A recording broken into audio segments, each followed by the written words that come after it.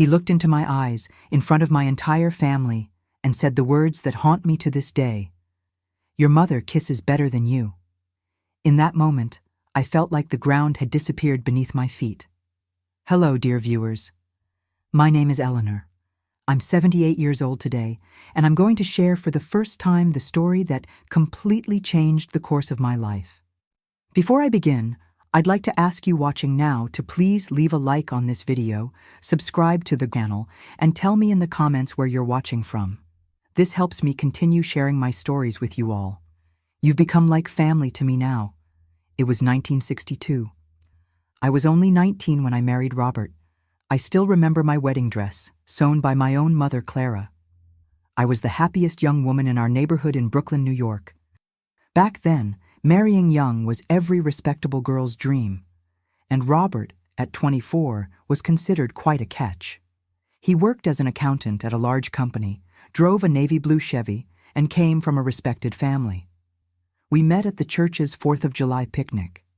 He asked me to dance, and when our eyes met during that first slow dance, something inside me already knew he would be the man I'd spend my life with.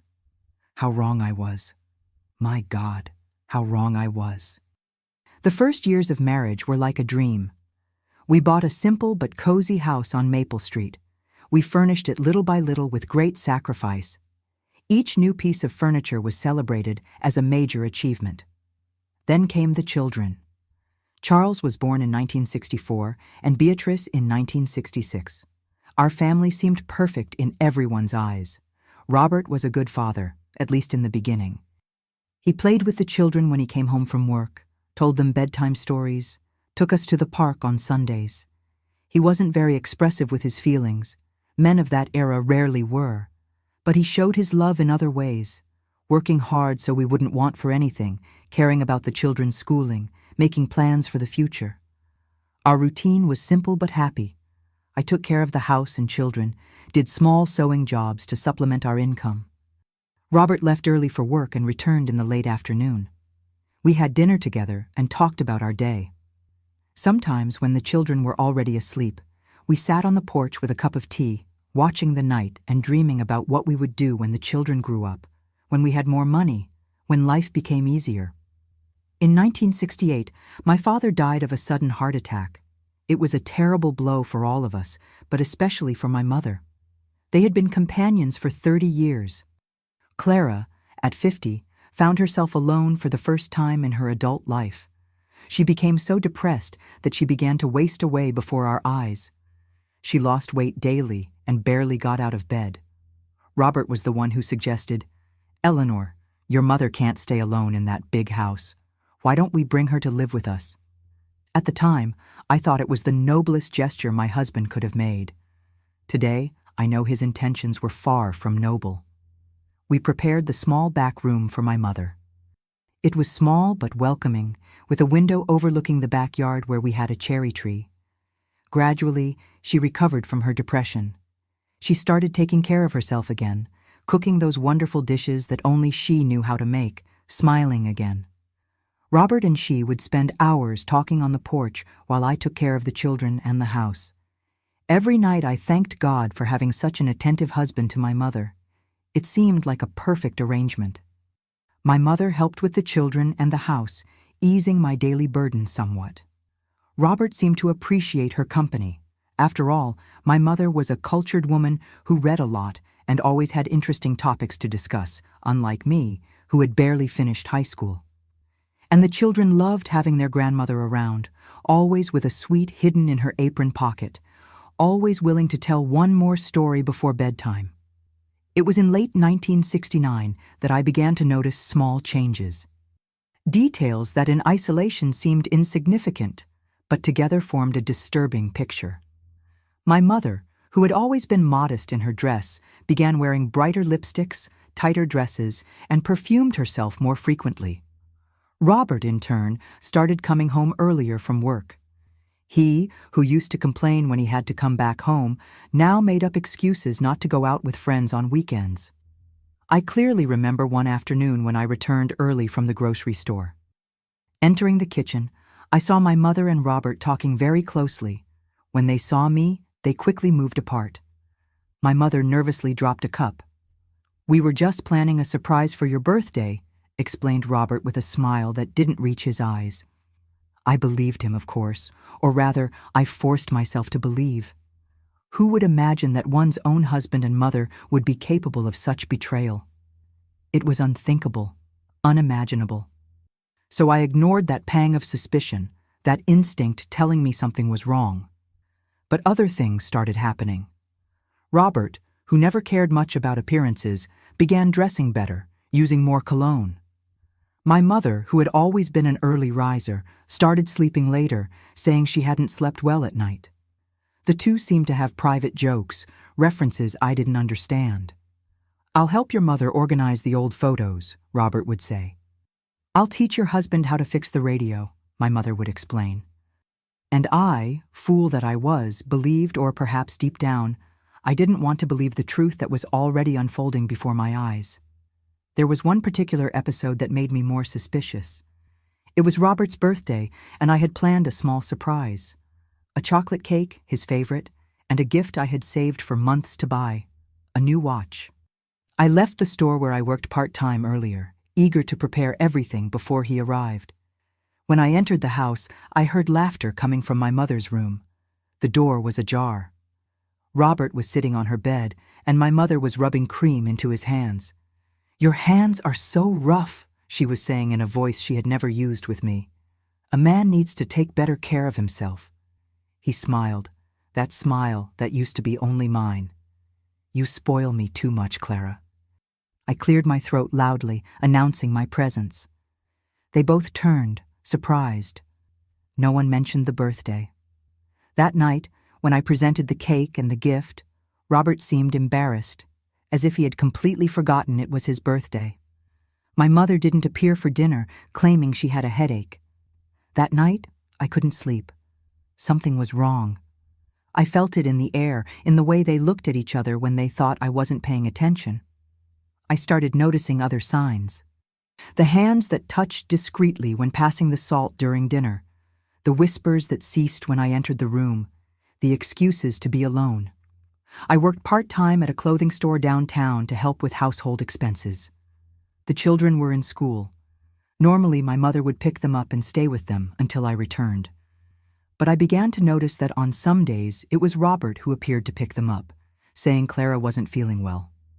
Over time, my suspicion only grew. I began paying more attention, observing patterns. I noticed that on certain days of the week, my mother always had some commitment outside the house at the same time Robert took time off work. Coincidence? Maybe. But my heart said no. I tried to talk to my best friend Louise about my suspicions. She looked at me as if I had gone crazy. "Your mother and your husband? Eleanor, you're reading too many romance novels. How absurd, woman. Your mother is old enough to be his mother. And she's your mother, for God's sake. Get that crazy idea out of your head." And I tried, I swear I tried. I told myself I was being paranoid, that I was seeing things that didn't exist. After all, what woman suspects her own mother? What wife imagines that her husband would be capable of betraying her with her mother-in-law? But the signs continued. A letter I found by chance, written in my mother's handwriting, unsigned, speaking of forbidden feelings, of secret meetings. A lipstick that wasn't mine in Robert's shirt pocket. The smell of her perfume on him when he returned from a supposed happy hour with work colleagues. In a desperate attempt to prove to myself that I was wrong, I began setting small traps. I would say I was going out, but return minutes later. I'd invent non-existent appointments to see how they would react when they thought they were alone. I even went so far as to ask Louise to call the house at random times to see who would answer and what they would say. With each little test, my suspicions only grew.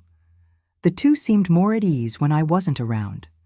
There was an intimacy between them that went beyond the normal relationship between son-in-law and mother-in-law. And as much as I tried to convince myself otherwise, I knew, deep down, that something very wrong was happening right under my roof. One day, I decided to follow my mother when she said she was going to the doctor. Robert, coincidentally, had also taken the afternoon off, claiming fatigue. I watched my mother leave, waited a few minutes, and discreetly followed her.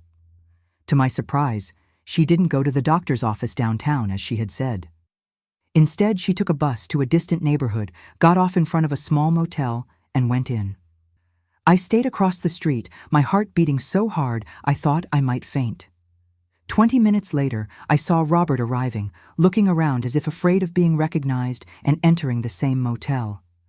I returned home dazed, my legs weak, my mind a whirlwind. There was no more denying what was happening. The betrayal I had feared so much, which seemed so absurd, so unthinkable, was real.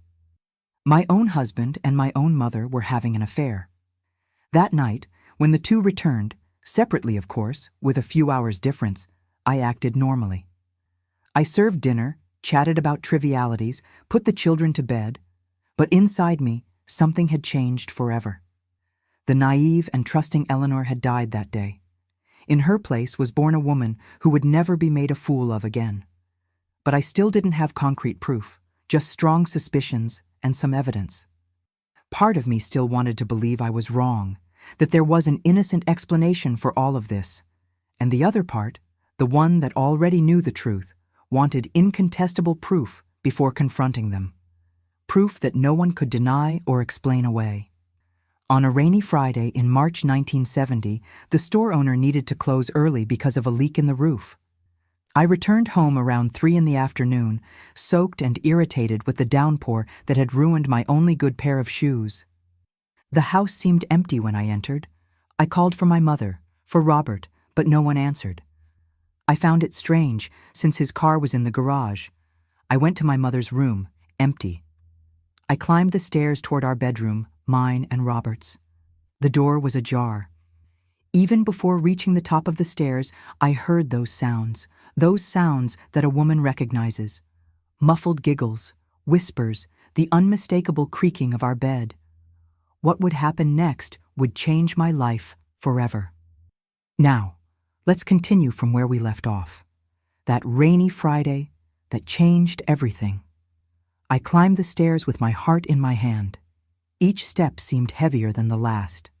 The sounds became clearer as I approached our bedroom. The creaking of the bed, muffled giggles, whispers. Part of me wanted to turn back, leave that house, pretend I had never heard anything. But another part, stronger, needed to see with my own eyes. I needed the definitive confirmation that would end any doubt. I pushed the door slowly.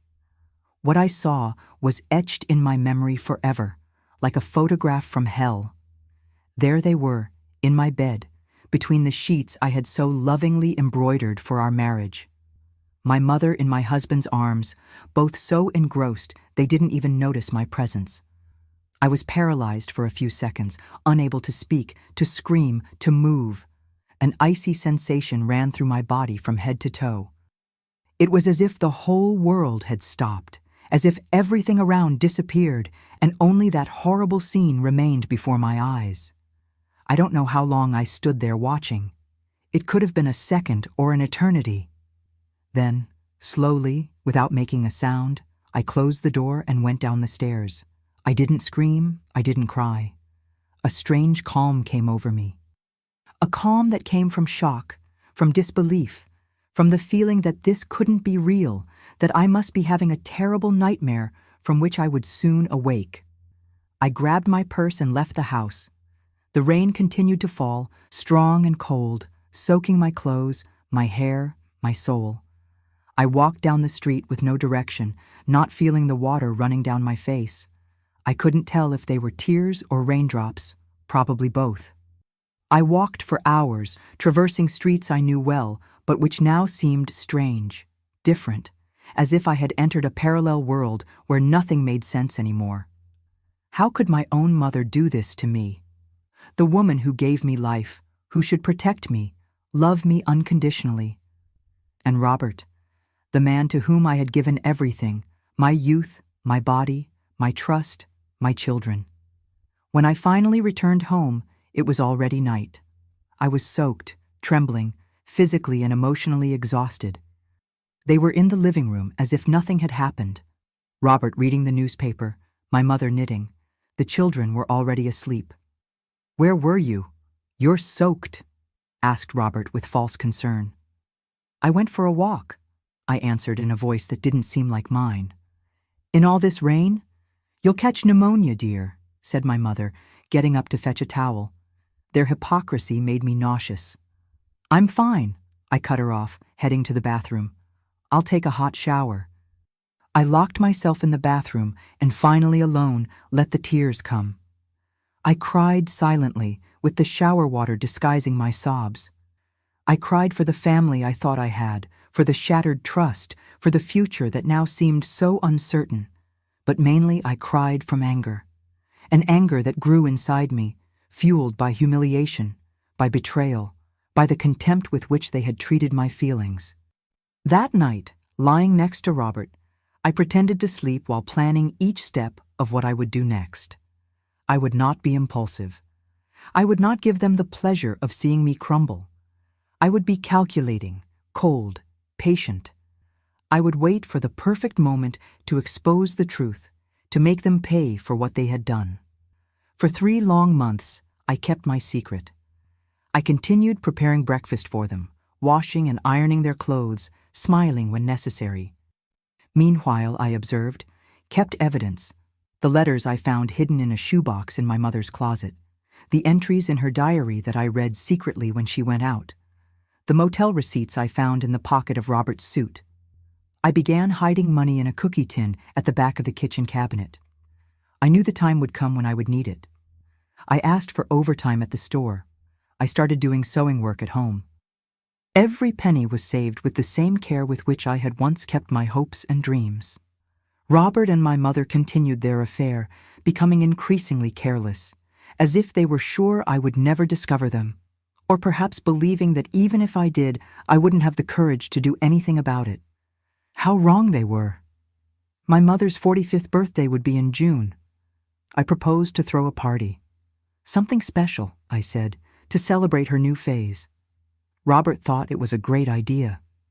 My mother was radiant. Neither of them imagined that this would be my revenge. I planned every detail meticulously. I invited the whole family, my aunts and uncles, cousins, Robert's brothers, close friends, neighbors, people from the church. I didn't want random witnesses. I wanted people who knew our family, who respected us, who would be as shocked as I had been. I prepared everything with obsessive care. The 3-tiered cake, the snacks, the decoration with wildflowers, her favorites. I dressed the children in their Sunday best. I asked my neighbor, Mrs. Johnson, to take care of them during the party, bringing them to her house to play after we sang Happy Birthday. I didn't want them to witness what was to come. I myself put on my best dress, applied red lipstick, pinned up my hair, looked at myself in the mirror, and barely recognized the woman staring back at me. There was a determination in my eyes, a hardness that had never been there before. The naive girl who married at 19 had completely disappeared.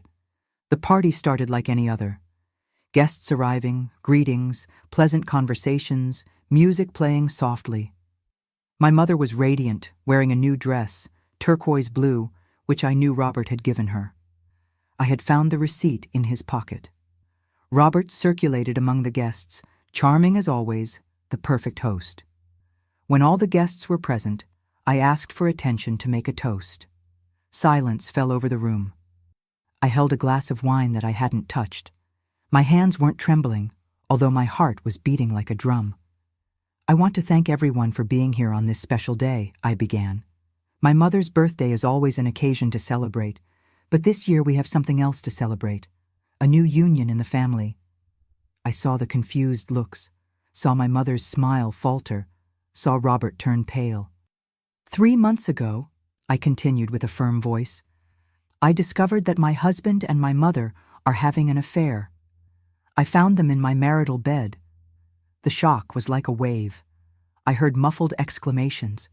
I saw hands covering mouths open in astonishment. My Aunt Cecilia dropped her plate of sweets.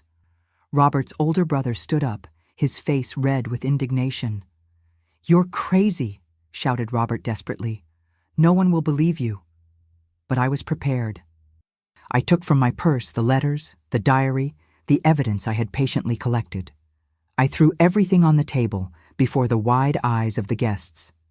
"Here are the love letters my mother wrote to my husband," I said, throwing the crumpled papers on the table.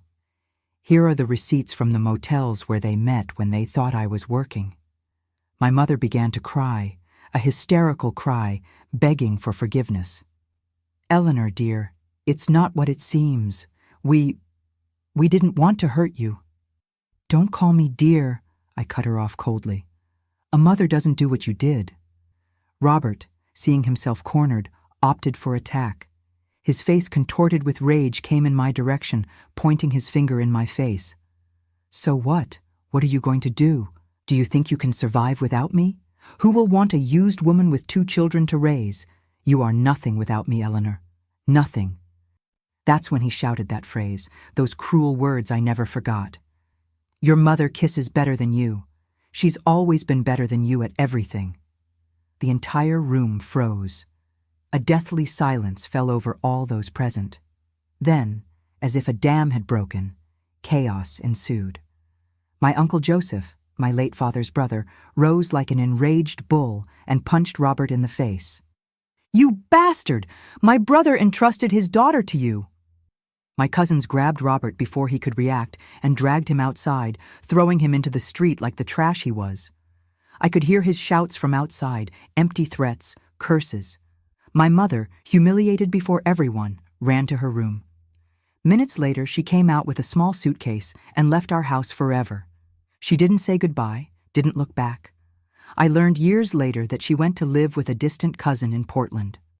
We never spoke again. The guests started leaving, embarrassed, murmuring words of support, or simply avoiding my gaze. Some stayed longer, offering practical help. My Aunt Cecilia offered to stay a few days to help with the children. My cousin Anthony said he would talk to a lawyer friend about divorce, something rare and scandalous at that time, but necessary. By late afternoon, the house was almost empty. I went to get the children from Mrs. Johnson's house. They were oblivious to everything, happy to have played all afternoon. The contrast between their innocence and the horror of what had happened made my heart ache. How would I explain to them that their father and grandmother had gone away? How could I protect them from the truth without lying?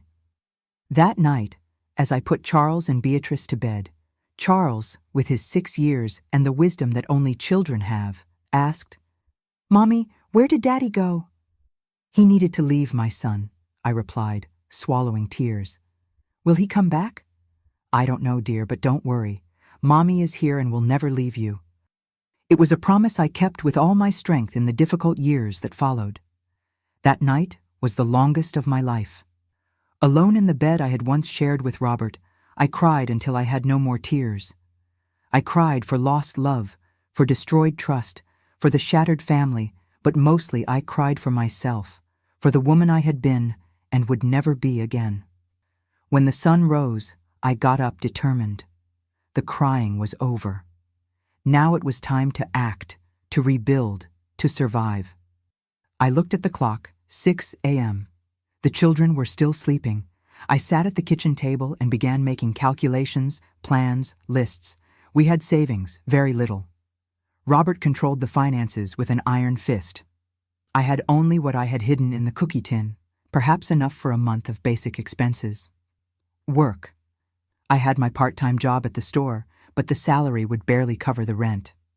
I would need something more, overtime, perhaps a second job. The rented house with the contract in Robert's name. I didn't know if I could keep it on my own, nor if I wanted to continue there with so many bad memories. The children would need to change schools probably. The current one was too expensive for my new budget. How would I explain to them? How would I protect them from the malicious comments that would inevitably come? The morning advanced, and with it grew my determination. It wouldn't be easy. None of this would be easy. But I would survive, for myself, for my children, for the woman I could still become. 3 days after the party, Robert showed up at the house. He was sober, presentable, with an expression that tried to appear repentant. He asked to talk. Reluctantly, I let him in. "Eleanor, I made a terrible mistake," he began, sitting on the edge of the sofa, his restless hands on his knees. "I don't know what came over me. Your mother, she seduced me, manipulated me. She was vulnerable after your father died and—" "Stop," I interrupted, my voice calm but firm. "I don't want to hear your excuses. I don't want to hear you blame my mother as if you were an innocent victim. You're a grown man, Robert. You made your choices. But we can start over," he insisted, a tone of desperation in his voice. "For the kids, they need their father. They need a father who respects them, who respects their mother. You are not that man." He changed tactics, his true nature beginning to show. "You'll never make it alone, Eleanor. You don't have money, you don't have education, you don't have family to support you. In a month, you'll be begging me to come back." "I'd rather starve under a bridge than live one more day with you," I replied, surprising myself with the firmness in my voice. He got up angrily. "You'll regret this. I'll take everything from you, the house, the children, everything. I have lawyer friends, I have money." "What do you have?"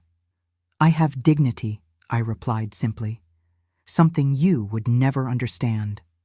After he left, slamming the door hard, I felt a mixture of fear and relief. Fear of what lay ahead, of the threats he might carry out. Relief at finally being free of that failed marriage, of that lie we were living. The following weeks were a whirlwind. Robert fulfilled some of his threats. He completely cut off the money, took the car, emptied our joint bank account, but other empty promises proved to be just bluffs. He didn't fight for custody of the children. In fact, he seemed relieved not to have to deal with them. He didn't show up with expensive lawyers. It seems his financial situation wasn't as solid as he boasted.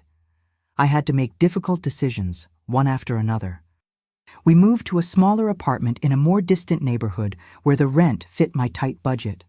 I transferred the children to a public school, which surprisingly turned out to be a blessing in disguise, as they found loyal friends and dedicated teachers there. I started sewing at home, in addition to my work at the store.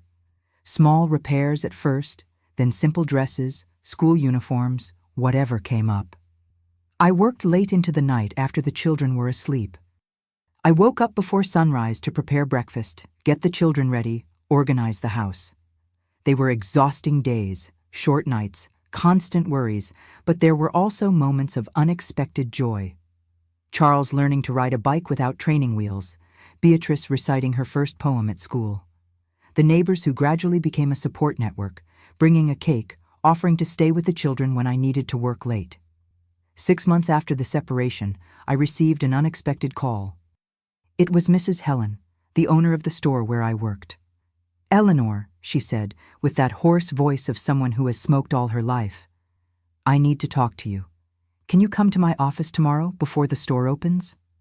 I spent the whole night awake, worried. Would I lose my job? I couldn't afford that luxury. Not now. When I arrived at the small office at the back of the store, Mrs. Helen was sitting behind her desk, smoking a cigarette, as always. She was 60, had been a widow longer than I had been alive, and commanded her small empire of clothing stores with an iron fist. "Sit down, girl," she said, indicating the chair in front of her. "I've been observing your work these past few months. You're good, you know. You have an eye for fashion, you're polite with customers, you're reliable." "Thank you, Mrs. Helen," I replied, still apprehensive. "I hear you sew, that you make clothes at home." I froze. Would she consider this a kind of unfair competition? "Yes, ma'am, to supplement my income. I have 2 small children." She raised her hand, interrupting me. "You don't need to explain. In fact, that's why I called you here. I want to see your work. Bring some pieces tomorrow." The next day, I took 3 dresses I had recently made. Simple but well finished, with details that made them special. An embroidery here, a different finish there. "Mrs." Helen examined each piece meticulously with the critical eye of someone who had been in the business for decades. Then she lit another cigarette and stared at me for a long moment. "I have a proposal for you, Eleanor. I'm thinking of launching the store's own line.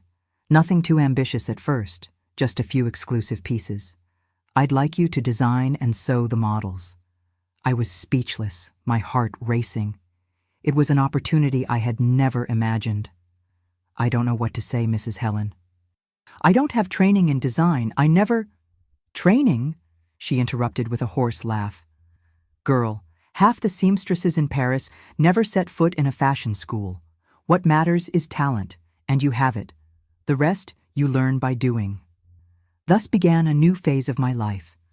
I continued working at the store during the day, but now with expanded responsibilities. At night at home, I designed and sewed the models for the exclusive line. It was exhausting, but exhilarating. For the first time since the separation, I felt I was building something, not just surviving. The small collection was a modest but significant success. The store's most loyal customers loved the idea of exclusive pieces that no one else would have. Mrs. Helen, always astute in business, slightly increased the prices of these pieces, arguing that exclusivity has its value. And it did. We sold everything in less than a month. With the success of the first collection came an increase in my salary, and more importantly, an increase in my confidence. I began to dream bigger, to plan beyond immediate survival. Maybe, with time and hard work, I could have my own atelier one day. Maybe I could give Charles and Beatrice the life they deserved, not just the basics to survive. Life went on, one day after another. It wasn't easy, but it was mine, my choice, my path, my reconstruction. From the ashes of betrayal began a new Eleanor, stronger, wiser, more determined. The first years after the separation were the most difficult of my life. 1971 arrived with challenges I never imagined facing: raising 2 small children alone, working to support the household, dealing with the stigma of being a separated woman at a time when that was almost a scandal. Each day seemed like a battle. Charles, at 7, became strangely serious for his age, as if he suddenly felt the responsibility of being the man of the house. He worried about me, asked if I needed help, stayed up late waiting for me when I had to work the night shift at the store. It broke my heart to see a child carrying a weight that should have been mine alone. Beatrice, at just 5, reacted differently. She started having nightmares, waking up crying in the middle of the night, calling for her father, for her grandmother. How do you explain to a small child that the 2 people who should love her unconditionally had abandoned her by their own choice? We now lived in a small apartment in Queens. 2 bedrooms, a tiny living room, a kitchen that barely fit the table where we ate. It was far from being a dream home, but I managed to make it cozy with the little we had. Colorful curtains I sewed with scraps, decorated cushions, flowers collected on the way back from work. My routine was exhausting. I woke up at 5 a.m. to prepare breakfast, get the children ready, take them to school. I worked at Mrs. Helen's store from 8 to 5. Then I rushed to pick up the children from the neighbor who looked after them after school. At night, after they were asleep, I sewed until dawn, both the models for the store and extra orders I managed to get. I slept 4, maybe 5 hours a night. There were days when the exhaustion was so great that I cried while sewing, tears blurring my vision, my fingers sore from working so much. But there was no luxury of stopping. There was no one to help me if I faltered. Robert completely disappeared after our last discussions. No alimony, no visits, no news, as if Charles and Beatrice had never existed for him. The children asked about their father at first, especially Beatrice. With time, the questions became rarer until they ceased completely. It was as if we had always been just the 3 of us. The exclusive line I designed for Mrs. Helen's store began to gain recognition. Customers came from other neighborhoods specifically to see Eleanor's creations. They weren't haute couture pieces, nothing so pretentious. They were dresses, skirts, blouses, well made, with special touches that made them unique, without being too expensive. In mid-1971, Mrs. Helen called me to her office again. "Eleanor," she said, lighting her eternal cigarette, "I'm thinking of expanding, opening a second store downtown. I want you to manage the place. I was breathless. A store manager? Me, who had barely finished high school? It was an incredible opportunity, but also frightening. "I don't know if I have enough experience, Mrs. Helen," I confessed. She blew out a puff of smoke and stared at me with those perceptive eyes that seemed to see through people. "Experience? Girl, you survived a cheating husband, a disloyal mother, you're raising 2 children alone, and yet you still manage to smile at customers every day. That's more life experience than many executives out there have." I accepted the proposal, of course. The salary was almost double, and the more flexible schedule would allow me to spend more time with the children. The new store opened in August, small but well located, near Union Square. Besides managing the space, I continued designing and sewing the exclusive models, now with the help of 2 seamstresses we hired. It was a period of intense growth, both professional and personal. I learned about management, finances, marketing, all in practice, day by day. I made mistakes, of course, but Mrs. Helen was a patient mentor in her rough and direct way. "Isn't it by making mistakes that we learn?" she would say when I despaired over some stumble. "Just don't stumble over the same stone twice." At the end of 1971, I was finally able to move to a better apartment, still rented, but more spacious, in a safer neighborhood. Charles and Beatrice would have separate rooms. There was a small balcony where I put potted plants, and most importantly, it was close to a public school with a good reputation. The move coincided with Christmas, our second Christmas alone. The previous year, we hardly had a celebration. I was so busy trying to survive that the date passed almost unnoticed. But now, with our situation a little more stable, I decided we deserved to celebrate. I saved for months to buy simple but meaningful gifts for the children. For Charles, a used bicycle that I secretly refurbished, painting it blue, his favorite color. For Beatrice, a porcelain doll I found at a thrift store. It wasn't new, but it was in perfect condition, with blue eyes that opened and closed, exactly as she had dreamed. I prepared a modest but tasty dinner. I invited 2 neighbors who were also single mothers, Judy, with her 10-year-old twins, and Sandra, with a girl Beatrice's age. We decorated the house together, improvising ornaments with what we had. We made a small tree with dried branches painted white, decorated with balls of colored paper that the children helped make. It was a simple night, but full of genuine joy. The children playing, us adults talking, sharing experiences, giving strength to each other.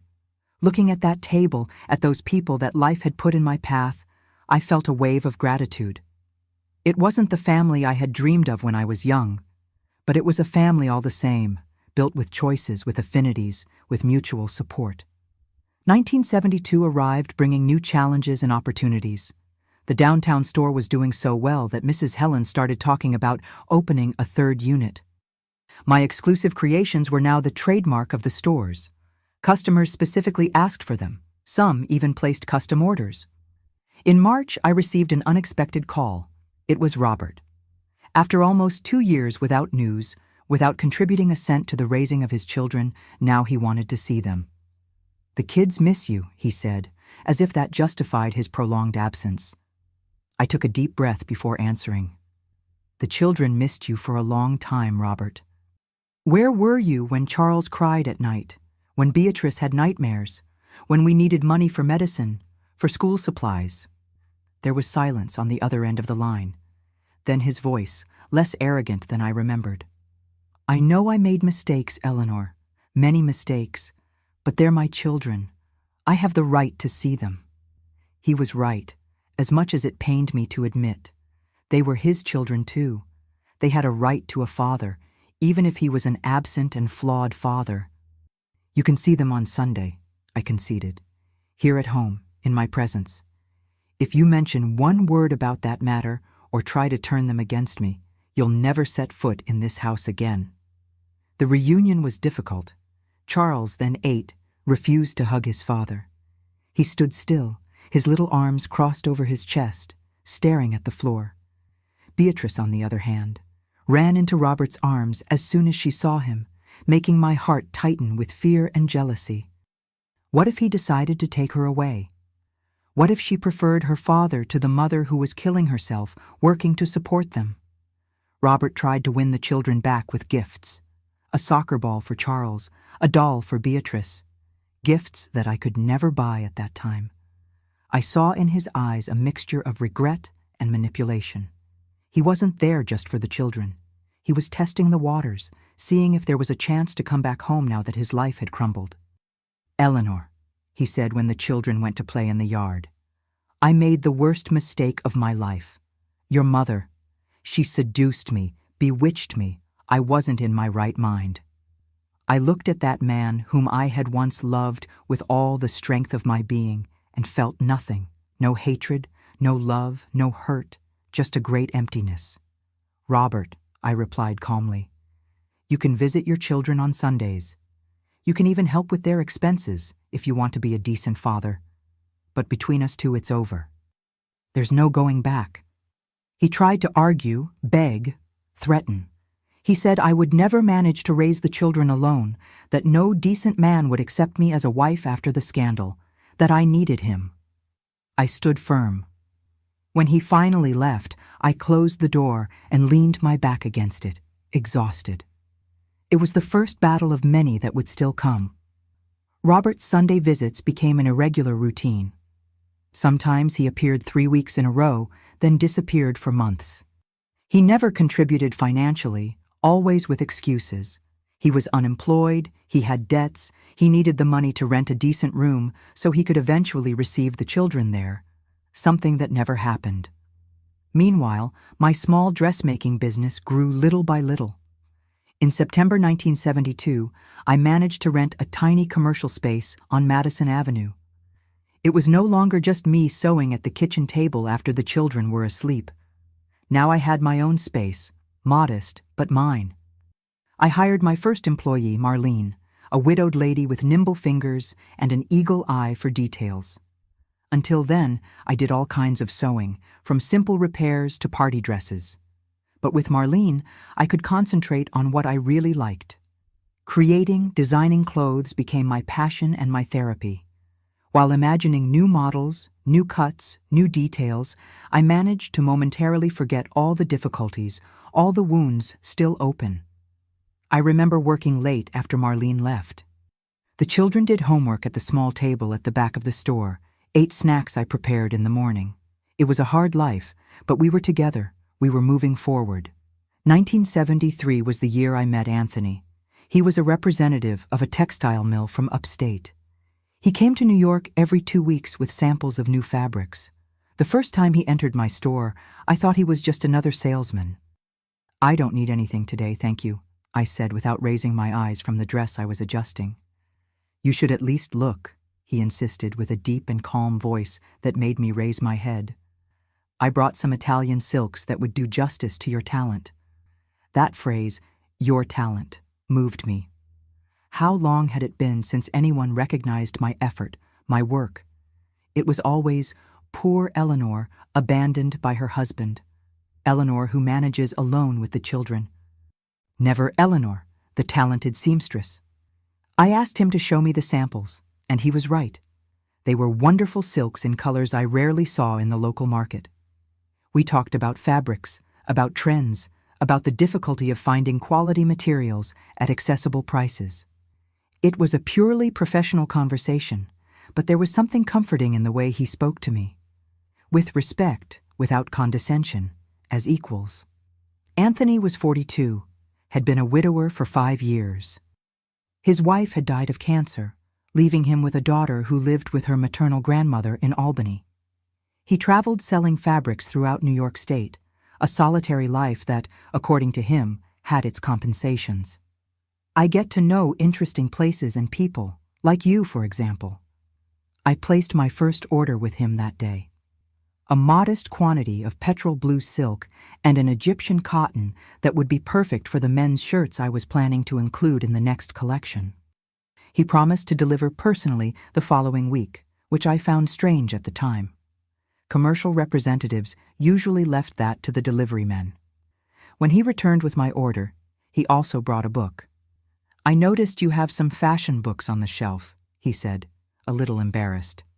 "I found this in a used bookstore in Albany. I thought it might interest you." It was an old book about the history of French fashion with wonderful illustrations. A simple gift, but incredibly thoughtful. I was speechless for a moment. "You didn't need to bother," I finally managed to say. "It was no bother at all," he replied with a discreet smile. "It's good to have excuses to return to interesting places." Our relationship started strictly professional. He brought me the best silks, the most beautiful Egyptian cottons, always with a fair price and payment conditions that fit in my tight budget. Gradually, conversations about fabrics and fashion trends transformed into conversations about books we read, movies we watched, dreams we had.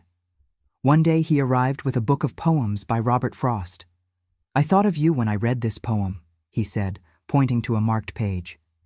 It was "The Road Not Taken." I was so touched, I almost cried right there in front of him. No one had given me such a personal gift in years. Anthony was kind to the children. He always brought a chocolate, a comic book, a small souvenir from the cities he passed through. Charles, always suspicious of men after his father's departure, began to anxiously await the visits of the fabric man, as he called him. Beatrice bombarded him with questions about the places he visited, fascinated by the stories of cities she only knew from school books. On a hot afternoon in January 1974, after closing a large order for Valentine's Day, Anthony invited me for coffee. I automatically refused. "I have to pick up the children at the neighbor's house, prepare dinner, review their homework." "Mrs. Eleanor," he interrupted with that calm smile, "it's not a marriage proposal, just a coffee. Half an hour of your time. The children can wait 30 more minutes." Something in that smile disarmed me. I accepted the coffee, which extended for almost 2 hours of easy conversation and laughter. How long had it been since I had laughed like that? I returned home light, as if a weight had been temporarily lifted from my shoulders. The coffees became more frequent. Then came a Sunday lunch with the children, a movie the following month, a visit to Central Park on a holiday. Anthony entered our lives slowly, respecting our time, our traumas, our space. When Robert found out through the children that there was a man visiting us, he came furiously to the store. He was drunk, his eyes bloodshot, shouting that I was a loose woman, that I was setting a bad example for his children, that no decent man would accept me knowing of my shame. I had to call the police to remove him. It was the last time Charles agreed to see his father for a long time. After this episode, Anthony was even more careful. "I don't want to cause problems for you and the children," he said. "We can go slower or stop if you prefer." "I've been too slow all my life," I replied, always doing what others expected of me. Now I want to follow my heart for the first time. At the end of 1974, Anthony asked me to be his girlfriend formally. It wasn't in a fancy restaurant, nor with flowers or expensive gifts. It was in my own living room after the children had gone to bed. We were listening to a Frank Sinatra record, drinking cheap but nice wine, when he held my hands. "Eleanor, I'm not a rich or extraordinary man. I'm just a fabric salesman with a teenage daughter and a simple life to offer. But if you accept me, I promise never to hurt you, never to betray your trust, and to love your children as if they were my own." I hesitated, not because I didn't feel the same, but out of fear. The fear of trusting again, of getting hurt, of seeing my children suffer another loss. "What if it doesn't work?" I asked, my voice almost a whisper. "Then we'll have tried," he replied simply. "But I think it will work, Eleanor. You know why? Because you're no longer that 19-year-old girl who got married thinking that love was a fairy tale. And I'm not an immature young man who confuses passion with true love. We've lived. We've suffered. We already know what truly matters. And so, 4 years after the greatest betrayal of my life, I allowed myself to believe in love again. Not a blind, idealized love, like what I felt for Robert in my youth, but a mature, realistic love, built on foundations of mutual respect, honesty, and conscious choice. Anthony asked to speak with the children the next day, a Saturday. Charles was then 10, Beatrice 8. He called them to the kitchen table as if it were a business meeting, serious, formal, respectful. "I'm asking your permission to date your mother," he said. "This means I'll be more present in your lives. I want you to know that I'm not trying to replace your father. He will always be your father. I'm just asking for a place in your family if you'll accept me." Charles, with the precocious maturity that life had imposed on him, asked the question that burned in his chest. "Will you make my mother cry like my father did?" Anthony extended his hand to him in a man-to-man gesture. "If I ever make her cry from sadness, you have my permission to punch me, young man." Beatrice, always more emotional, asked, "Do you really like Mom, or are you just pretending?" "I like her so much that sometimes it hurts in here," Anthony replied, pointing to his chest. "It's a different kind of pain, a good pain that comes when you truly love someone." The children exchanged glances, having one of those silent conversations that only siblings can have. Then Charles nodded. "Fine," he said seriously.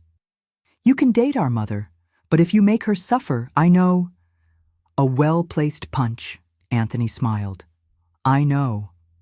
That's how we started our story, not with fireworks or grand declarations, but with honesty, respect, and feet firmly planted in reality. Anthony wasn't a knight in shining armor coming to save me. I had already saved myself. He was a companion to walk by my side, making the road a little less lonely, a little more joyful.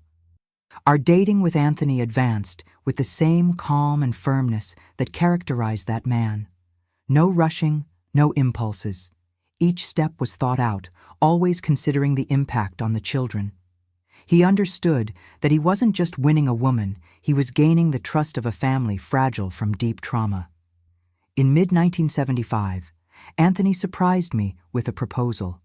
His daughter, Marianne, then 16, was unhappy living with her grandmother in Albany.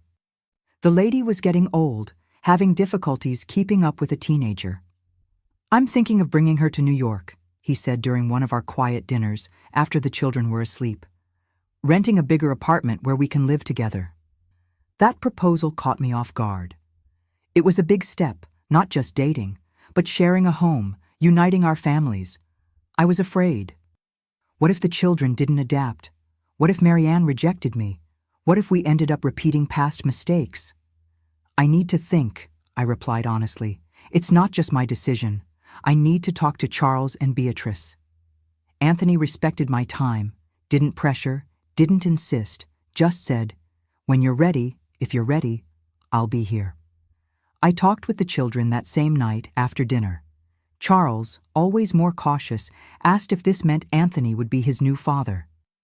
"No one will replace your biological father," I explained. "But we can have different types of family, different people who love us and care for us." Beatrice was more excited about the idea of having an older sister. She already imagined Marianne teaching her how to put on makeup, lending clothes, sharing secrets. She had that idealization that only children can have.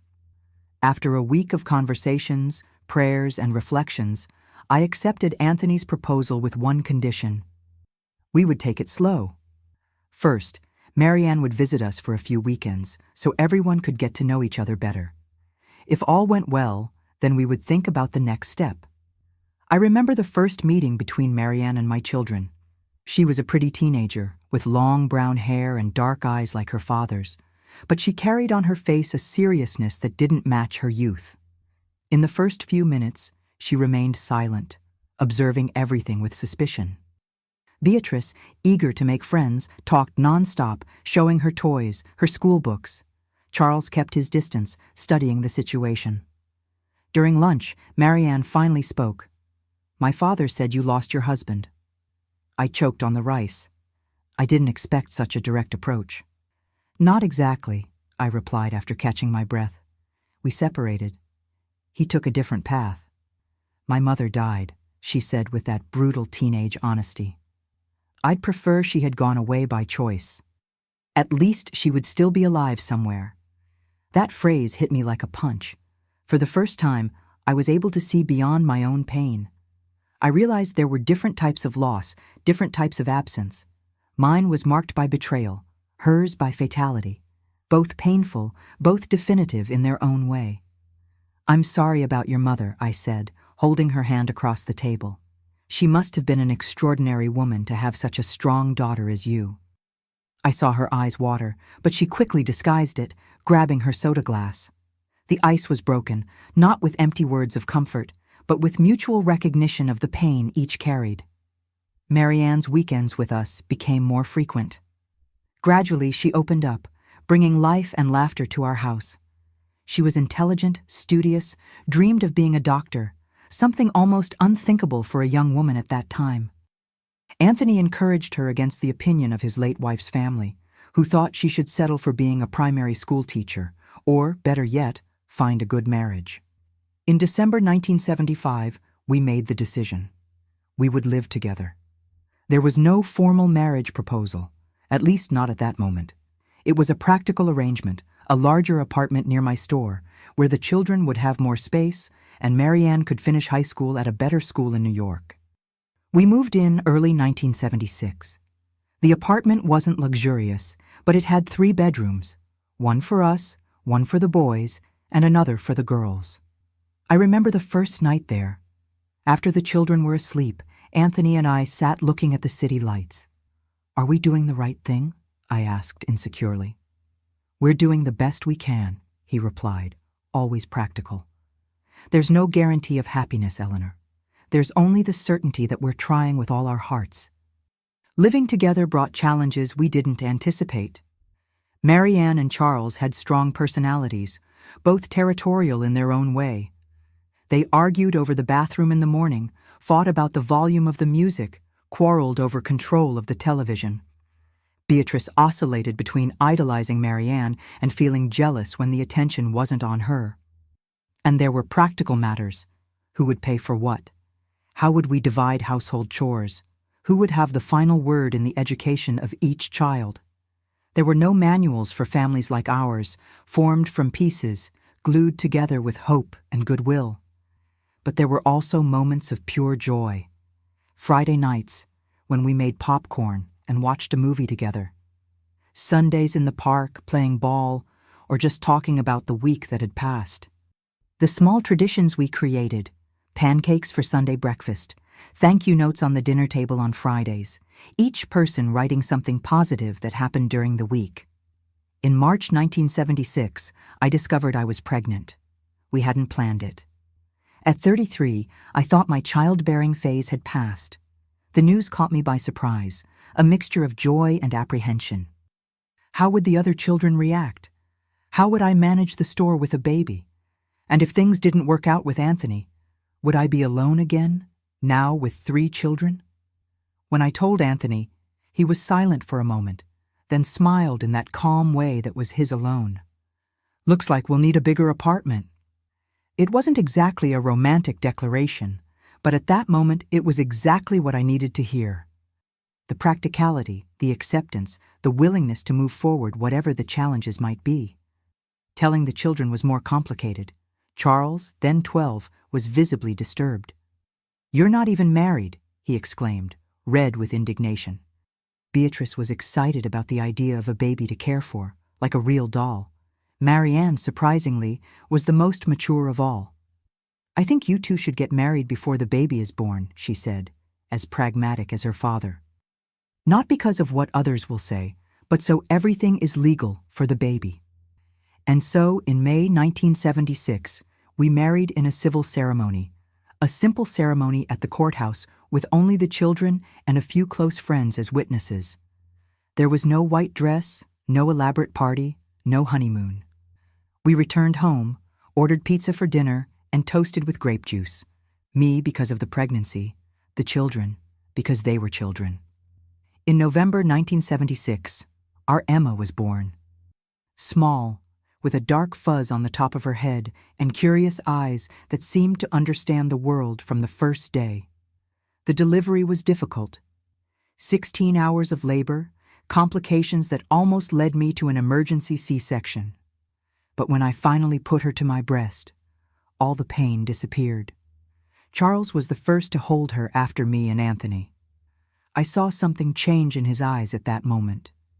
A tenderness, a feeling of protection he had never shown before. "She's so small," he whispered in wonder.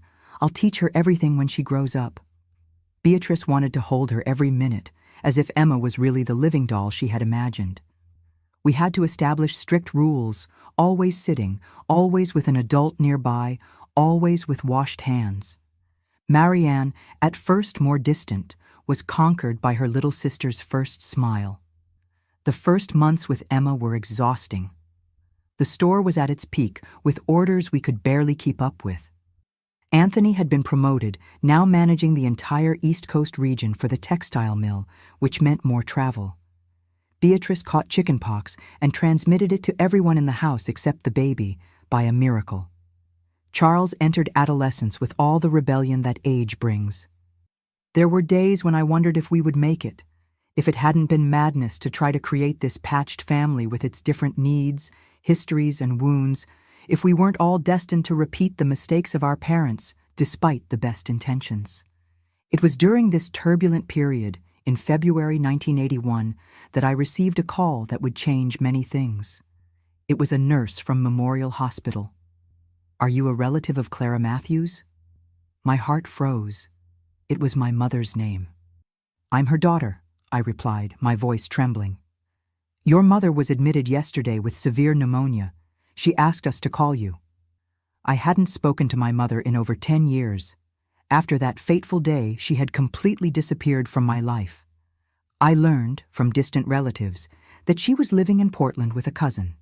She never tried to contact me, never asked to see her grandchildren, never showed remorse. Or at least that's what I thought. "She's very ill," continued the nurse. "The doctors don't think she'll hold on for much longer." I hung up the phone in a state of shock. All the pain, the anger, the humiliation of that day came back like a wave, suffocating me. Why would she seek me out now? What could she want after so long? Part of me wanted to ignore the call, let her pass without the comfort of forgiveness she didn't deserve. Anthony found me sitting in the kitchen, the phone still in my hand, silent tears running down my face. "My mother is dying," I said simply. "At Memorial Hospital. She wants to see me." I didn't need to explain more. He knew the whole story, all the wounds still open. "What do you want to do?" he asked without judgment. "I don't know," I replied honestly. "Part of me wants to go. Another part wants to pretend I never received this call. If you don't go, you might regret it later. If you go, the worst that can happen is confirming what you already know, that she doesn't deserve your forgiveness." I went the next day, alone. I didn't want the children to know, not yet. I didn't know what I would find, what I would feel, what I would say. Memorial Hospital was an intimidating labyrinth. I followed the directions to the pneumology ward, my heart beating harder and harder. When I finally reached room 305, I hesitated at the door, took a deep breath, nervously adjusted my hair, and entered. The woman in the bed looked nothing like the mother I knew. Thin to the bones, yellowish skin, her hair, once always impeccably dyed brown, now completely white and sparse. An oxygen tube in her nose, various tubes and wires connected to machines that beeped. For a moment, I thought I had entered the wrong room. Then she opened her eyes, those green eyes I had inherited, and I knew it was her.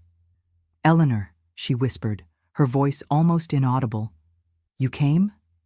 I stood by the door, unable to approach. "What do you want, Mother?" I asked, colder than I intended. She made a weak gesture with her hand, calling me closer. Reluctantly, I took a few steps to the edge of the bed. The smell of illness and medications was suffocating. "Forgiveness," she said simply, her eyes watering. "I know I don't deserve it, but I need to ask before I go." I felt a lump in my throat. 10 years of silence, and all she had to say was this. One word, a last-minute plea to ease her conscience. "Why?" I asked, my voice trembling with contained emotion. "Why now? Why did you do that? He was my husband, Mom, the father of your grandchildren." She closed her eyes for a moment, as if gathering strength. When she opened them again, I saw something I had never noticed before. A deep exhaustion, an ancient sadness that seemed to precede even what she had done to me. I have no excuses, daughter. I was selfish, weak. After your father died, I felt so alone, so invisible. Robert saw me, made me feel desired again. It started with small compliments, seemingly innocent touches. When I realized what was happening, I had already fallen into a trap from which I couldn't escape. You could have stopped, I retorted bitterly. You could have thought of me, of your grandchildren. Yes, she agreed, and the honesty of that simple statement disarmed me. I could have, I should have, I didn't. That's the weight I carry. When you exposed us at that party, when everything came to light, Robert abandoned me 2 weeks later. He said I had ruined his life. I was alone, without family, without anyone. A violent cough interrupted her words. Her fragile body shook with the effort. Instinctively, I took the water glass from the bedside table and helped her drink. A small, automatic gesture of care that surprised me. Where have you been all these years? I asked when the crisis passed. Portland, at first, then Seattle. I worked as a housekeeper, a caretaker for the elderly, whatever I could get at my age. I returned to New York 2 years ago when the money ran out. I'm in a public nursing home in the Bronx. It's not bad, she added, seeing my expression. The nurses are kind. Why did you never try to contact me? Shame, she answered simply, and fear. Fear that you would reject me, as you would have every right to do, as you still do. We remained silent for a few minutes. I observed that woman, my mother, my betrayer, and couldn't feel the anger from before. Just an immense sadness for the waste of it all. Love, trust, years that could have been shared. I have 4 grandchildren now, I said finally. Charles is 16, Beatrice 14. You never saw them grow up, and I have 2 more daughters. Marianne, who is my stepdaughter, is in medical school, and Emma, 4, with my second husband. I saw her eyes widen in surprise, then fill with tears. You rebuilt your life, she murmured. I'm happy for you, daughter. It wasn't easy, I replied, feeling my own tears threatening to fall. There were moments when I almost gave up. You were always the strong one in the family, she said with a weak smile. Stronger than me, stronger than your father, I knew you would survive, that you would rise again. We talked for another hour. I told her about the children, about Anthony, about the dressmaking business. She listened to everything with an almost hungry attention, as if trying to memorize every detail to take with her. She didn't mention Robert again, nor did she try to justify herself further. She just listened, thanked, occasionally asked a question. When I said goodbye, I promised to return the next day. I didn't know if I would be able to forgive her completely. Not yet, perhaps never. But something had changed inside me.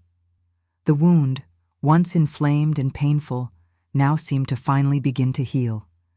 My mother passed away 3 days later, during the night. I wasn't there. I had gone home to take a shower and rest a bit, planning to return in the morning. The nurse said she passed peacefully in her sleep. I organized a simple funeral. To my surprise, Charles insisted on going with me. She was my grandmother, he said with that maturity that always impressed me, even if I didn't know her. Beatrice preferred to stay home with Emma. Marianne offered to accompany me as well, but I gently refused. That moment was just for me, and for the thin thread of reconciliation I had begun to weave with my mother in her last days. At the cemetery, as the coffin descended into the earth, Charles held my hand tightly. "Do you regret going to see her?" he asked in a low voice. "No," I replied honestly. "I haven't forgiven her completely, but I'm at peace for having tried, for having allowed her to pass, knowing that I no longer carry hatred in my heart." Back to routine, I realized that something had changed inside me. A lightness I didn't expect, as if a weight I had carried for so long had finally been lifted. It wasn't complete forgiveness. Some wounds are too deep to heal completely, but it was a beginning. A few weeks after the funeral, Robert appeared at our door, He was older, more worn, his hair almost completely gray. He carried an envelope in his hand. "I heard about your mother," he said without preamble. "I'm sorry." I didn't respond. What was there to say? "My marriage ended," he continued. "Martha left me, took everything, even the house." A petty part inside me felt satisfaction, karma perhaps, but another part, the one that had begun to learn about forgiveness with my mother, felt only weariness, so much suffering, so many lives ruined or at least harmed. For what? "What do you want, Robert?" I asked directly. "I brought this," he replied, extending the envelope. "It's money, not much, but it's all I managed to save for the children." "They're not children anymore," I interrupted. "Charles is 16, finishing high school, already working with me at the factory during vacations. Beatrice is 14, a teenager now. Dreams of being a teacher. They barely remember you." He lowered his head, the envelope still extended. "I know I ruined everything, Eleanor. I'm not asking to return to their lives or yours. I just wanted to do something right at least once." I looked at that man, my first love, my greatest disappointment, and felt a confused mixture of emotions. Not love, not anymore, not hatred, not anymore. Just a kind of weary compassion. "Keep your money," I said finally. "If you want to do something for your children, start by being present. Not every day, not like before. That's past. But maybe one Sunday a month, a card on their birthday. Small gestures that show you care, that they weren't forgotten." He nodded, putting away the envelope. "I can try," he said. And there was a humility in his voice I had never heard before. "I'll ask them if they want to see you," I said. "The decision is theirs now, not mine." When I told Charles and Beatrice about their father's visit, their reactions were completely opposite. Charles absolutely refused to see him. "He had years to be my father," he said with the contained anger he always carried. "Now I don't need him anymore." Beatrice, always more emotional, more willing to forgive, wanted to give him a chance. "Everyone deserves a second chance, Mom," she argued. "Didn't you give one to Grandma?" That comment caught me by surprise. I didn't know she was aware of the reconciliation with my mother. Children perceive much more than we imagine. Robert began visiting Beatrice occasionally. At first, they were awkward, embarrassing encounters, two people who were connected by blood, but strangers in everything else. With time, they developed a fragile, limited, but real relationship. He never became the father he should have been, but at least he was there in some form. Charles maintained his position, refused to see his father, to accept anything from him. He concentrated all his energy on studies and work at the factory, as if he wanted to prove he could be successful without the father figure who had abandoned him. The years passed. Our dressmaking business, New Dawn, grew steadily. In 1982, we opened a second unit, a small warehouse in New Jersey. By 1984, we had 30 employees and supplied boutiques throughout the New York metropolitan area. Charles, with a degree in business administration, took over the financial and expansion area of the business. Beatrice followed the path of education, became a teacher, and taught at a public school in Queens. Marianne realized her dream, became a doctor specializing in pediatrics. And our little Emma grew up, surrounded by the love of a family that, although unconventional, was solid and true. In 1985, Robert became seriously ill, lung cancer resulting from decades of cigarettes and alcohol. Beatrice called me from the hospital in tears. "He has no one, Mom," she said, her voice choked. "Do you think we can help in some way?" I took a deep breath.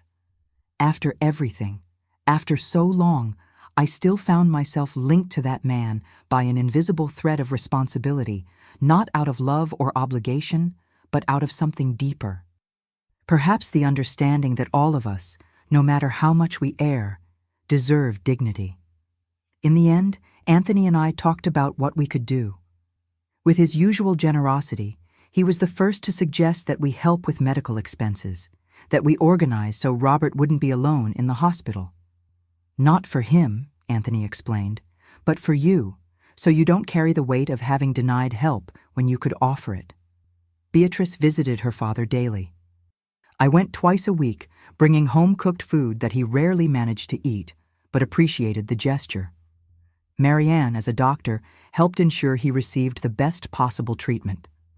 Charles, after much reluctance, went to visit him once. "I'm not going to pretend everything is okay between us," he said to Robert, direct as always. "I'm not here for you. I'm here for my mother and my sister, who suffer seeing you like this." Robert died in October 1985 on a cold, rainy day. He was alone at the time.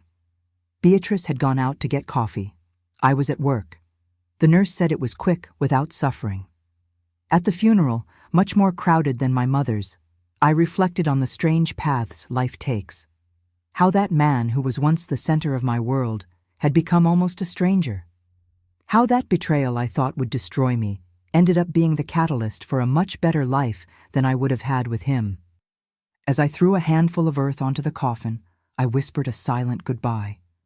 Not to the Robert who betrayed me, but to the young man I fell in love with at 19, to the father of my 2 older children, to the person who, despite all his mistakes, had been an important part of my story. Beside me, Anthony held my hand firmly. His eyes, always so calm and wise, met mine. We didn't need words. He understood, as he always had, the complex meanderings of the human heart. Back home, with the family gathered for a quiet dinner, I looked around the table. Charles, now a grown man, serious and responsible. Beatrice, with her sensitivity and compassion. Marianne, brilliant and determined. Emma, growing up surrounded by love and stability that her older siblings didn't have. And Anthony, my safe harbor, my journey companion. I felt a wave of gratitude so intense it almost choked me. Not for the pain, not for the betrayals, not for the losses, but for what came after, for the strength I discovered in myself, for the bonds we created, not out of obligation or blood, but through daily choice, through conscious love. That night, after everyone had gone to sleep, I sat on the balcony with Anthony, as we had so many times before. The city sparkled in the distance, thousands of lights in the darkness. "I'm at peace," I said, realizing the truth in it the moment the words left my mouth. "I didn't think it would be possible, but I am." He smiled, that calm smile that had been my anchor for so many years. "Forgiveness isn't for others, Eleanor," he said softly. "It's a gift we give ourselves." And he was right, as he almost always was. Forgiveness, to my mother, to Robert, perhaps even to myself for all the times I doubted, almost gave up, didn't erase the past, didn't make the scars disappear, but it allowed me to look ahead, to fully live the present, to build the future without the constant weight of hurt and resentment. Looking back now, with the wisdom that only years bring, I realize that was one of the most valuable lessons of my life. The capacity to forgive isn't weakness, it's strength. It's not forgetting, it's remembering without pain. It's not approving what was done, it's freeing yourself from the power it has over you. Life would continue with its ups and downs. There would still be challenges, losses, moments of doubt. But something fundamental had changed inside me, like a broken bone that, after healing, becomes stronger at the sight of the fracture. My heart, so often broken, had reassembled itself with a new resilience. The 90s arrived with winds of change for America and for our family. The internet was becoming mainstream, the economy was booming, and a new generation of Americans was growing up with ambitions and possibilities that my generation never dreamed of having. By 1990, our dressmaking business, New Dawn, was no longer just a small family company. We had 3 factories in New York, New Jersey, and Connecticut, employing more than 200 people, mostly women. Our exports reached all of North America and were beginning to arrive in the United Kingdom and France. Our network of our own stores had 7 units in the main malls of New York City. Looking back at that young widow of 27, with 2 small children and a single Singer sewing machine, I could hardly believe the journey we had traveled. It wasn't easy, it wasn't quick, it wasn't without stumbles, But each obstacle overcome, each sleepless night working, each calculated risk we took brought us here. Charles, at 26, had become the financial director and head of international expansion for the company. He graduated in business administration from NYU, specialized in foreign trade, and brought to the business a modern vision that complemented my practical experience. Tall like his father, but with my green eyes, he had become a serious, determined man, respected in the market. He married young at 24 to Ana Lucia, an economist he met in college. In 1988, they gave me my first grandson, Peter, followed by Ryan in 1990. The first time I held Peter in my arms, an emotion different from anything I had ever felt flooded me. It wasn't just the love of a mother that I knew well. It was something broader, more encompassing, the sensation of continuity, that life followed its cycle despite all the pain, all the losses. That baby, with curious eyes that reminded me of the grandfather he would never know, represented the promise that our story would continue far beyond ourselves. Beatrice followed a completely different path, as I always knew she would. She graduated in literature from Columbia University.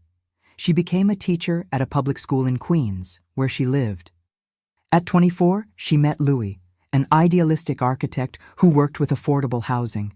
They married in a simple ceremony in the backyard of the house they were renovating together. In 1992, Maria Claire was born, my first granddaughter, who from the cradle showed the same dreamy spirit as her mother. Marianne completed medical school with honors in 1985, specialized in pediatrics, and opened a community clinic in the South Bronx. She married a fellow doctor, Paul, and they opted not to have biological children. Instead, they adopted two siblings, John and Carla, who had lost their parents in an accident. Anthony cried on the day of the adoption, moved to see his daughter follow such a generous path. Our Emma, the youngest, grew up in an already established family, surrounded by love and stability that her older siblings didn't have in their early years. Communicative, outgoing, passionate about arts and fashion from an early age, she always showed interest in the family business, but from a creative perspective. At 14, in 1990, she was already designing models that impressed our professional stylists. Anthony and I celebrated 15 years together in 1991. He had retired from the textile mill the previous year after 35 years of service and now dedicated himself to small pleasures, cultivating a garden in the house we bought in Connecticut, cooking elaborate dishes on weekends, playing with the grandchildren, reading all the books he didn't have time to read during his professional life. Our routine had found a tranquil rhythm after so many years of struggle and sacrifice. I still went to the company every day, but no longer involved myself in daily operations. My role now was more of a mentor, a guardian of the vision and values that had built New Dawn. The day-to-day decisions were left to Charles and the team of managers we had formed over the years.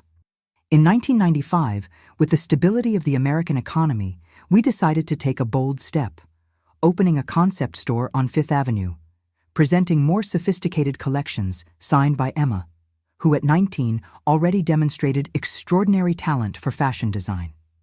The inauguration was an event that brought together the press, loyal customers, and even some celebrities. Seeing the New Dawn name in the spotlight, seeing my youngest daughter's creations admired by everyone, filled my heart with a pride that barely fit in my chest. That night, after all the guests had left, I stayed alone in the store for a few minutes. I walked among the elegant mannequins, touched the fine fabrics, observed the careful details of each piece. I remembered my first sewing machine, the nights staying up late sewing at the kitchen table, the first pieces sold at Mrs. Helen's store. How much had changed, and yet the essence remained the same, creating beauty from the simple, transforming dreams into tangible reality. Charles expanded our international operations, opening an office in London to facilitate entry into the European market. Beatrice, besides teaching, began writing children's books in her spare time. Small stories about different families, about new beginnings, about courage that were successful in schools where they were adopted. One of them, The Patched family, clearly inspired by our own story, won an important Children's Literature Award. In 1998, New Dawn was nominated as one of the most innovative companies in the American textile sector by the American Textile Industry Association. I received the award in a glamorous ceremony in New York, wearing, of course, an exclusive creation by Emma. I remember looking at the audience while giving my thank you speech and seeing my entire family, children, daughters-in-law, sons-in-law, grandchildren, applauding standing. Anthony, always discreet, smiled with that silent pride that was his alone. "This award," I said into the microphone, my voice choked with emotion, "is not just mine. It belongs to every woman who stood by my side when I started with a single sewing machine in a small room. It belongs to every customer who trusted our quality when we were just an unknown name. It belongs to my family who believed in my dreams even when they seemed impossible." At the party after the award, a young journalist asked me what had been the secret to my success. I thought for a moment before answering.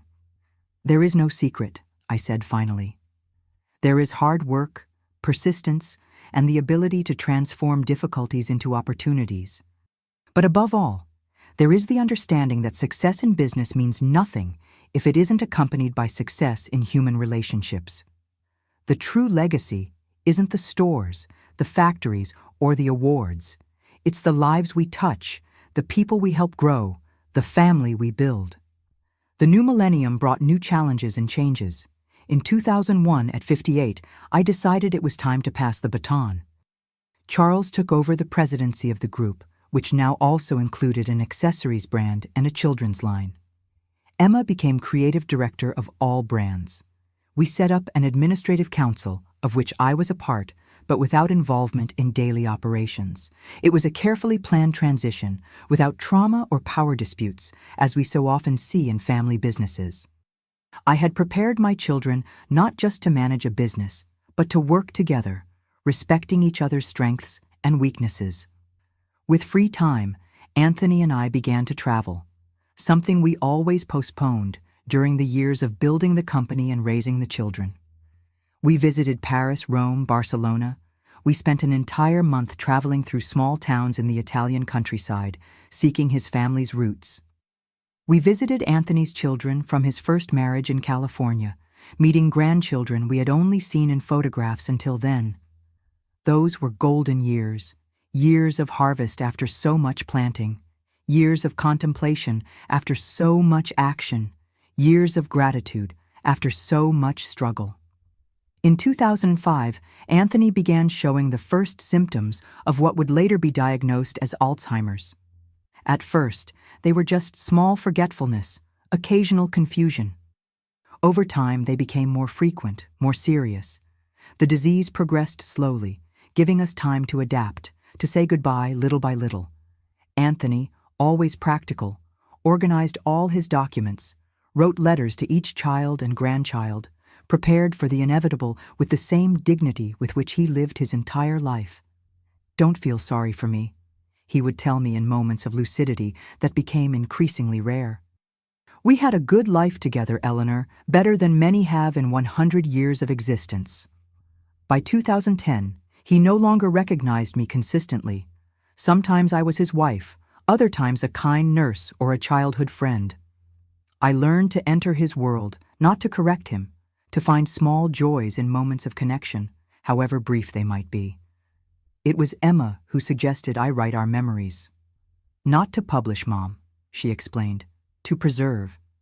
So your grandchildren and great-grandchildren know your story, understand where they came from." I began writing during the long afternoons, while Anthony napped.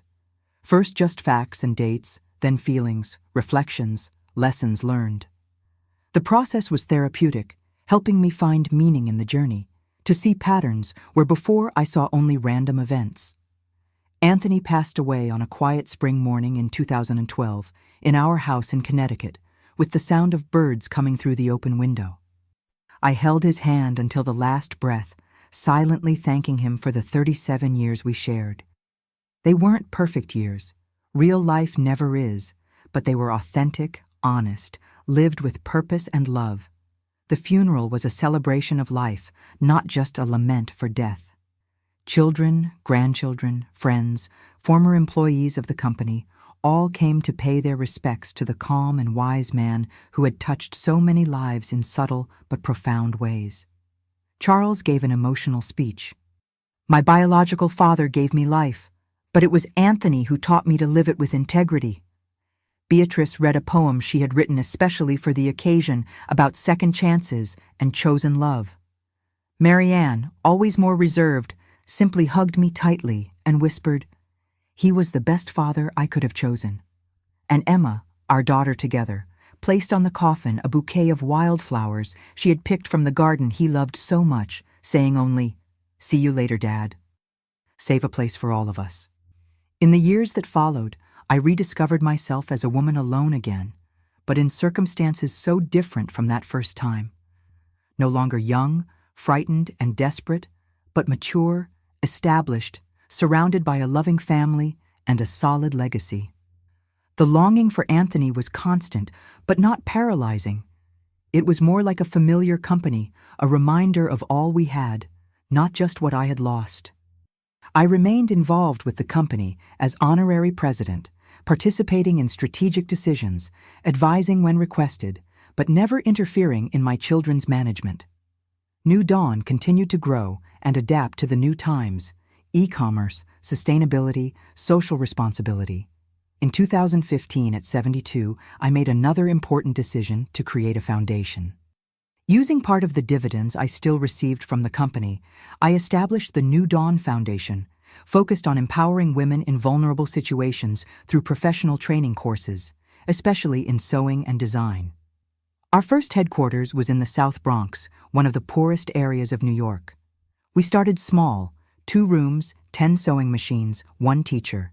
In the first year, we trained 20 women. In the second, 50. In the third, we expanded to 3 different communities, adding courses in entrepreneurship, personal finance, and digital marketing. Seeing those women, many of them single mothers as I had been, finding financial independence and self-esteem through work constantly reminds me of my own beginning. The Eleanor of 27, with 2 small children, a Singer sewing machine, and dreams bigger than her possibilities. One afternoon in 2018, while visiting the training center in the Bronx, a young woman of about 25 approached me, holding the hand of a girl of approximately 5 years. "Mrs. Eleanor," she said shyly, "I wanted to thank you personally. This course changed my life. I got a job. Now I can support my daughter without depending on anyone." Her eyes shone with contained tears, and in them I saw the reflection of my own story.